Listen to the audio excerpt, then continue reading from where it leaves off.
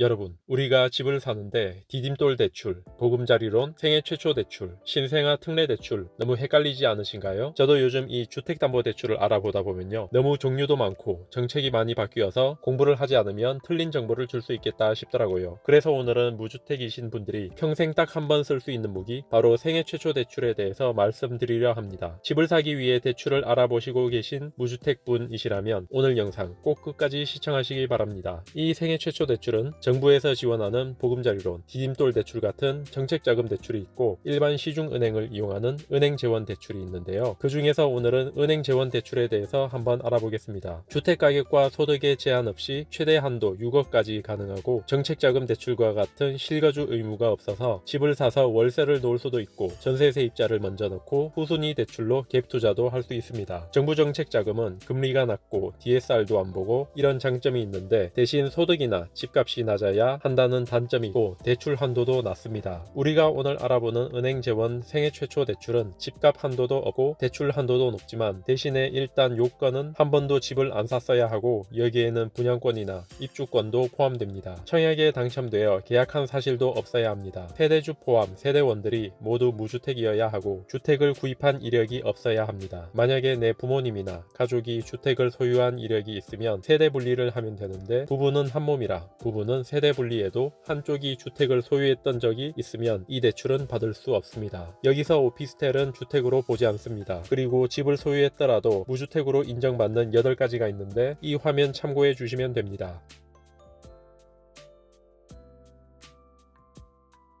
그리고 세대주는 만 70세 이하 성년이어야 하고 신용점수는 나이스 기준 740점 이상이어야 합니다. 근로, 사업, 프리랜서 소득이 있어야 되고요. 아파트, 다세대, 연립주택은 가능한데 단독, 다가구, 빌라 지하층은 불가합니다. 전용 120제곱미터 이하여야 되고 40년 최대 만기, LTV는 80%입니다. DTI는 60%, DSR은 1금융권이 40%, 2금융권이 50%입니다. 여기서 LTV는 KB 시세에서 나온 집 시세의 80%까지 대출이 된다고 보시면 되고요. 그래서 아까 대출 한도가 6억이라고 했잖아요. 7억 5천까지 집을 사면 80%인 6억 대출이 된다고 보시면 됩니다. DTI는 기존 대출의 이자 그리고 새로 받을 이 대출의 원금 이자를 소득으로 나눈 것이고 DSR은 기존 대출과 새로 받을 대출 모두의 원금과 이자를 소득으로 나눈 거라 보시면 됩니다. 그래서 DSR이 아무래도 대출 받을 때 좀 더 빡빡하겠죠. DSR 40%라고 하면 30년 만기 금리 3.5%일 때 이 화면에 보이시는 대출 예상 금액을 참고하시면 됩니다. DSR 최대로 하는 방법은 먼저 신용대출을 먼저 상환하시고 왜냐하면 신용대출은 만기가 짧게 되어 있어서 DSR을 많이 잡아먹습니다. 그리고 생애 최초 대출을 낼 때 만기일은 최대한 길게 설정해서 DSR을 적게 잡아먹을 수 있도록 하시고 이 DSR은 네이버에서 DSR 계산기라고 검색하셔서 참고하시면 되겠습니다. 정확한 나의 DSR은 은행을 방문하시거나 뱅크몰을 확인해 주시면 되겠습니다. 그리고 얼마 전 이제 대출 규제가 발표됐는데요. 올 12월 2일부터는 반공제를 하고 나머지 부분만 대출이 된다고 하고 내년 하반기부터는 후치 담보를 안 해준다고 합니다. 그리고 이 80%인 LTV를 70%로 낮추려고 했는데 다행히 그 부분은 건들지는 않았습니다. 여기서 반공제란 주택담보대출 시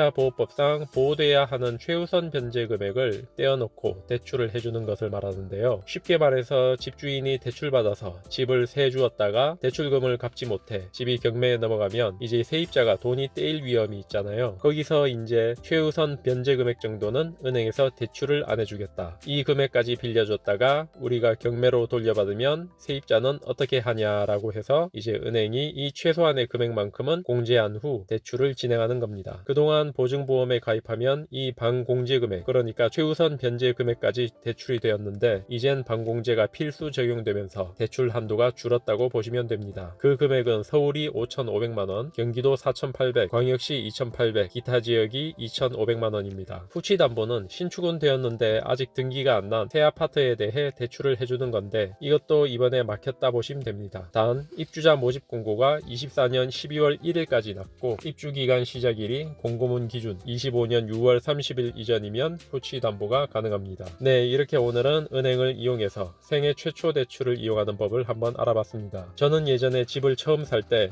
제가 이용하는 주거래 은행만 알아보고 대출을 받고는 했는데요. 그래서 이런 상품이 있었으면 있었으면 참 좋았겠다는 생각이 들 정도로 조건도 좋고 인터넷이나 유튜브로 이런 상품들을 알아볼 수 있는 환경이 잘 조성이 됐다는 생각이 듭니다. 앞으로 저도 더 열심히 공부해서 여러분들께 더 좋은 정보를 제공하도록 하겠습니다. 여러분들도 이 은행 재원 대출뿐 아니라 조건이 되신다면 정부 정책 자금도 잘 알아보시면서 나에게 맞는 대출 상품을 잘 비교해 보시면 좋을 것 같습니다. 다음에 또 기회가 되면 정책 자금에 대한 영상도 올릴 예정이니까요. 구독과 좋아요 해주시면 제 작은 채널을 찾는 데 도움이 되실 것 같습니다. 오늘도 영상 시청해 주셔서 감사합니다.